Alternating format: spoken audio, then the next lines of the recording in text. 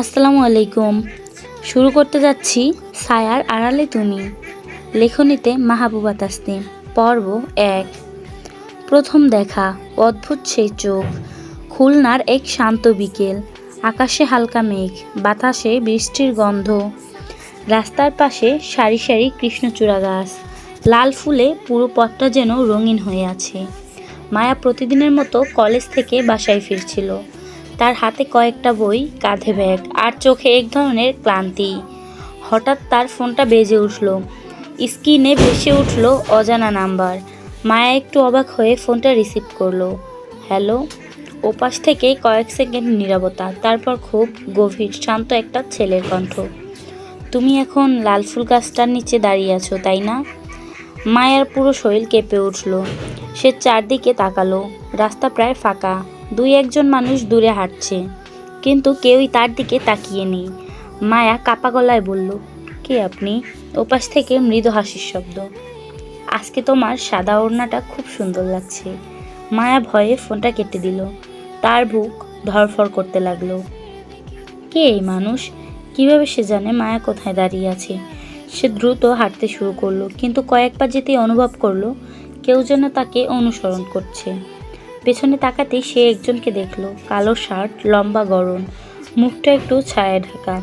ছেলেটা দাঁড়িয়ে শুধু তার দিকেই তাকিয়ে আছে। চোখ দুটো অদ্ভুত শান্ত, কিন্তু ভেতরে যেন অনেক রহস্য লুকোনো। মায়া দ্রুত বাসার দিকে চলে গেল। সেদিন রাত। বাহিরে বৃষ্টি হয়েছে। জানালার কাছে বৃষ্টির ফোঁটা টুপটাপ শব্দ করছে। মায়া বিছানায় বসে বারবার সেই ফোন কলটার কথা ভাবছে। হঠাৎ আবারও ফোন, একই অজানা নাম্বার। মায়া অনেকক্ষণ তাকিয়ে রিসিভ করলো। কেন আমাকে ফলো করছেন? ওপাশের ছেলেটার শান্ত গলা। আমি তোমাকে ফলো করি না, আমি তোমাকে রক্ষা করি। মায়া থমকে গেল। মানে? আজ বিকেলে যে লোকটা তোমার পিছনে ছিল সে মানুষ না। মায়ার শ্বাস আটকে গেল। আপনি কে? কয়েক সেকেন্ড চুপ থেকে ছেলেটা বলল, আমার নাম আরিয়ান। কিন্তু তুমি আমাকে এখনও বিশ্বাস করবে না। ঠিক তখনই হঠাৎ বাসার নিচে একটা চিৎকার শোনা গেল। মায়া দৌড়ে জানালার কাছে গেল।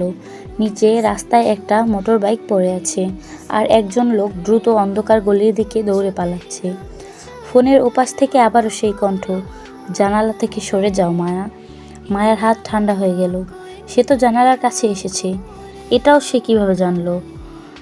পরদিন সকালে কলেজে গিয়ে মায়া অবাক। তার ডেস্কের উপরে রাখা একটা ছোট্ট কাগজ, তাতে শুধু লেখা, সবাই তোমার বন্ধু নয়। নিচে একটা নাম, মায়ার বুকের ভেতর আবার ধক করে উঠল।